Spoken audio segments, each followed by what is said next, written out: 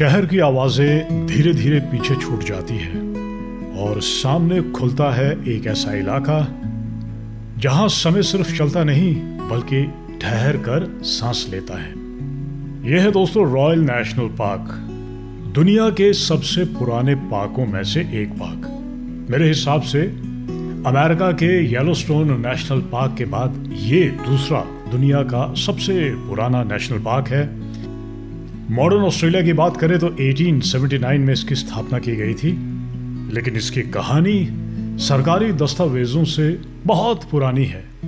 हजारों साल पहले यहाँ पे धारावाल आदिवासी समुदाय इन्हीं जंगलों, इन्हीं चट्टानों और इसी समंदर के किनारे प्रकृति के साथ संतुलन में जीवन जीता था।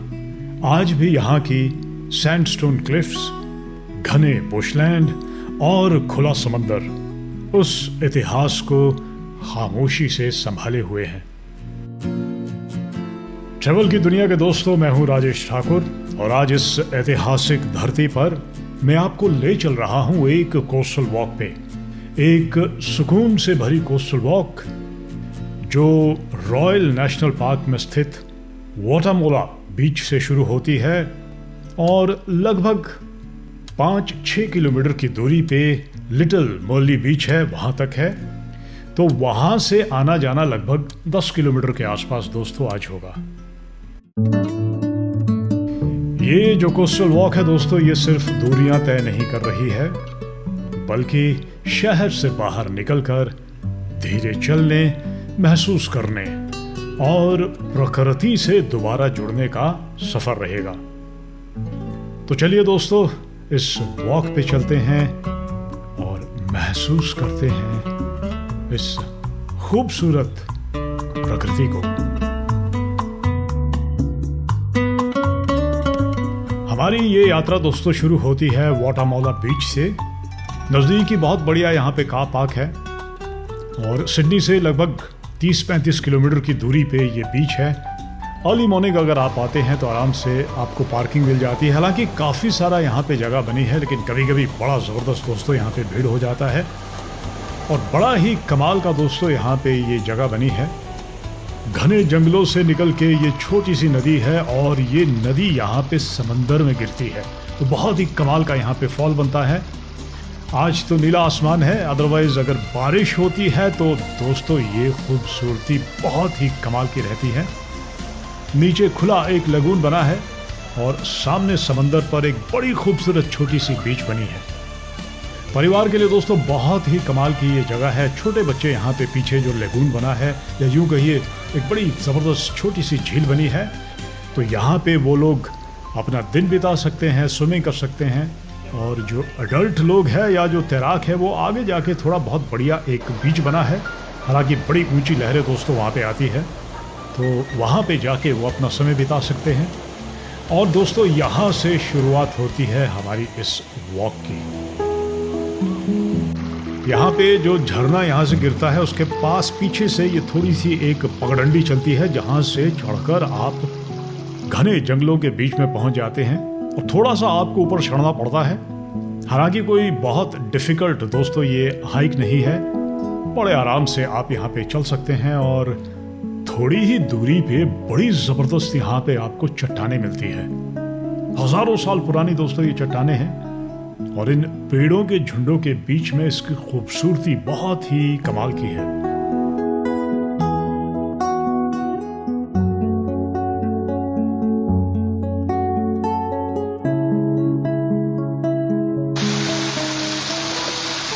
लगभग 500 या 600 मीटर के बाद दोस्तों आप पहुंच जाते हैं यहाँ पे इस वॉक के एक छुपे खजाने पर। यह है दोस्तों वाटामोला डैम। घने जंगल के बीच बसा ये शांत पानी का तालाब है और ऐसा लगता है कि जैसे बड़ी ही कोई ये एक गुप्त जगह है। चारों तरफ झरने की आवाजें हैं, पेड़ों की छाया है और प्राकृतिक सौंदर्य का तो दोस्तों यहाँ पे जवाब नहीं है। थोड़ी सी चट्टानों से उतरकर ये नीचे एक बहुत ही बढ़िया नेचर का एक स्विमिंग पूल बना है। आप चाहें तो यहाँ पे स्विमिंग कर सकते हैं, लेकिन ज़्यादातर लोग जो है वो वापसी पे जब आते हैं तो यहाँ पे इस जगह पे अपनी थकान को दूर कर सकते हैं। और इस तालाब के अंदर स्विमिंग के साथ साथ ये जो सामने का नज़ारा है दोस्तों, बड़ा ही कमाल का है। और अगर आपको स्विमिंग नहीं करनी है तो यहाँ बैठकर गहरी सांस लें, आसपास देखें, यहाँ की जो खामोशी है, शांति है, ये झरने की जो आवाज़ है उसे आप महसूस कर सकते हैं। दोस्तों, वाटामोला डैम से आगे बढ़ते ही यहाँ पे मेटल के बड़े ज़बरदस्त बोर्ड वॉक बने हैं, जो कि ये रास्ता घने जंगलों के बीच से होकर गुजरता है। और ये रास्ता आपको प्रकृति का एहसास करवाता है, क्योंकि बोर्ड वॉक बने हैं तो आपको अपने कदमों पे ध्यान देने की ज़रूरत नहीं और बड़े आराम से आप चारों तरफ देख सकते हैं। पक्षियों की चहचहाहट है, पेड़ों की सरसराहट है और कहीं दूर समंदर से आती हुई लहरों की आवाज़ भी आपको यहाँ पे सुनाई देती है।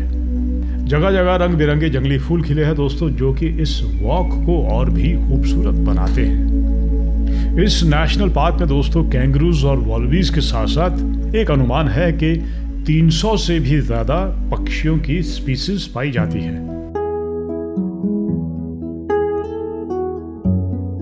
दोस्तों, इस बोर्ड वॉक के ऊपर आपको एहसास हो जाएगा कि हम थोड़ा समंदर के करीब आ रहे हैं, क्योंकि जैसे जैसे हम आगे बढ़ते रहते हैं समंदर की आवाज़ थोड़ी तेज़ होती चली जाती है। और फिर दोस्तों सामने खुलता है ये विशाल सैंडस्टोन क्लिफ।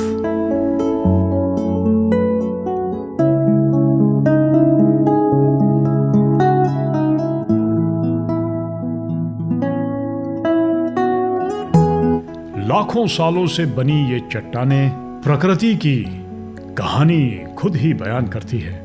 नीचे चट्टानों से टकराती लहरें, लहरों का शोर और देखिए ये कमाल का एक व्यू।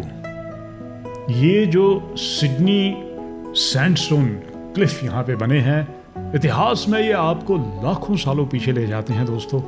कितना ये प्रकृति का, समंदर का काम है और क्या ज़बरदस्त दोस्तों ये चट्टानें यहाँ पे बनी है और इन पर वॉक करते हुए एक अलग ही एहसास होता है दोस्तों, शायद जिसको शब्दों में बयान करना बड़ा मुश्किल है।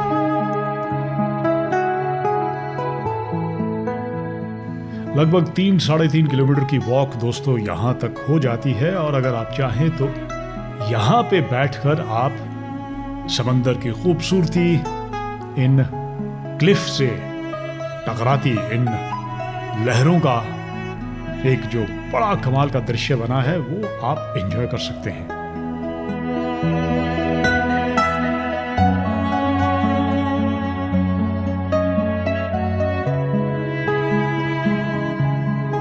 यहाँ इस क्लिफ के बाद फिर सीधे सीधे आपको लगभग 100-150 मीटर जाना पड़ता है और उसके बाद वहाँ से नीचे उतर के एक रास्ता जो है वो आपको ले जाता है लिटिल मर्ली बीच पर।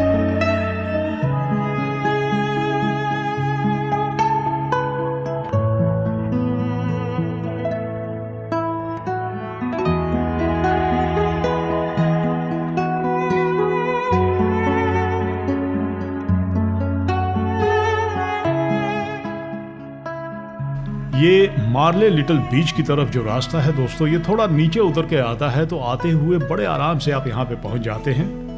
बड़ा ही कमाल का दोस्तों ये एक बीच बना है, सुनहरी रेत, लहरों की आवाज़ और चारों तरफ बहुत शांति है।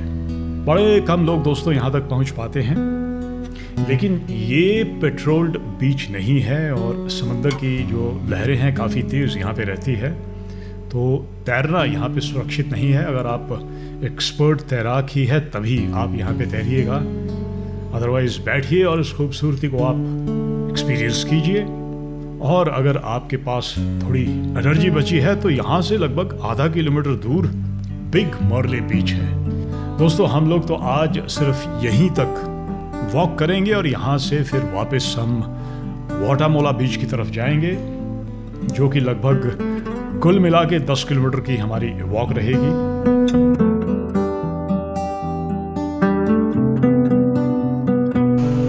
वापसी का रास्ता भी दोस्तों उतना ही सुंदर है और आते हुए ऐसा लगता है कि आप एक डिफरेंट जगह पे जा रहे हैं, क्योंकि जाते हुए जो हमारा व्यू था वो कम्प्लीटली डिफरेंट था और आते हुए ये व्यू जो है वो बिल्कुल अलग हो जाता है। देखिए, प्रकृति की ये भी एक खास बात है।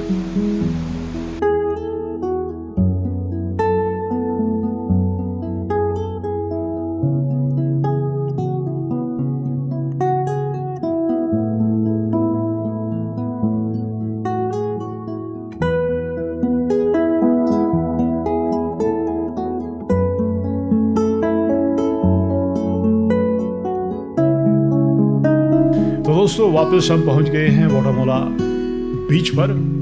यहाँ पे बहुत बड़ा एक पिकनिक का पार्क बना है, जगह जगह बेंच लगे हैं और पेड़ों की घनी छांव में बैठकर आप चाहें तो अपना लंच कर सकते हैं, खाने पीने की जो चीज़ें आप लेके आए हैं। वैसे यहाँ पे एक कॉफ़ी शॉप भी है और कभी कभी वो बंद भी रहता है, क्योंकि आज ये कॉफ़ी शॉप बंद है। तो अगर आप यहाँ पे आते हैं इस पार्क पे तो दोस्तों अपने साथ जो है वो आप खाने पीने का इंतज़ाम ज़रूर कीजिएगा। पीने के पानी के लिए यहाँ पे आप अपनी बॉटल्स को भर सकते हैं।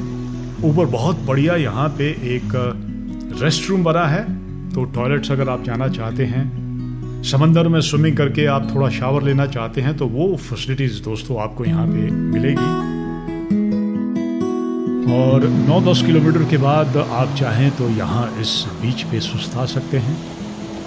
बड़ा ही ज़बरदस्त यहाँ पे दोस्तों एक माहौल रहता है।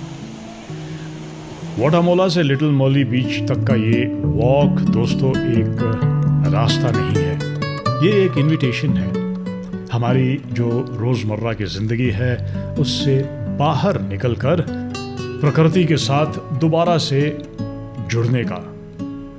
झरनों की शांति, चट्टानों की ताकत और सुनसान समंदर तटों की खामोशी, हर कदम पे आपको कुछ नया ही एहसास होता है। तो अगर आपको भी ऐसे ही सुकून भरे सफ़र पर मज़ा आता है तो दोस्तों अगर आप सिडनी में रहते हैं या कभी ऑस्ट्रेलिया आते हैं तो रॉयल नेशनल पार्क के अंदर ये बड़ी ही एक कमाल की वॉक है। हालांकि यहाँ पे बहुत सारी वॉक्स हैं, लेकिन हाईली रिकमेंड दोस्तों आपके लिए करूँगा, अपनी लिस्ट में इस वॉक को ज़रूर शामिल कीजिएगा। वीडियो को देखने के लिए बहुत बहुत धन्यवाद। और अगर आपको ये सफ़र अच्छा लगा है तो चैनल को ज़रूर सब्सक्राइब कीजिएगा और मेरी इस यात्रा से जुड़े रहिए। फिर मिलेंगे एक खूबसूरत रास्ते पर। मैं हूँ राजेश ठाकुर, लूँगा आपसे इजाज़त और घूमते फिरते रहिए और इस खूबसूरत दुनिया को एक अलग नज़रिए से एक्सपीरियंस कीजिए।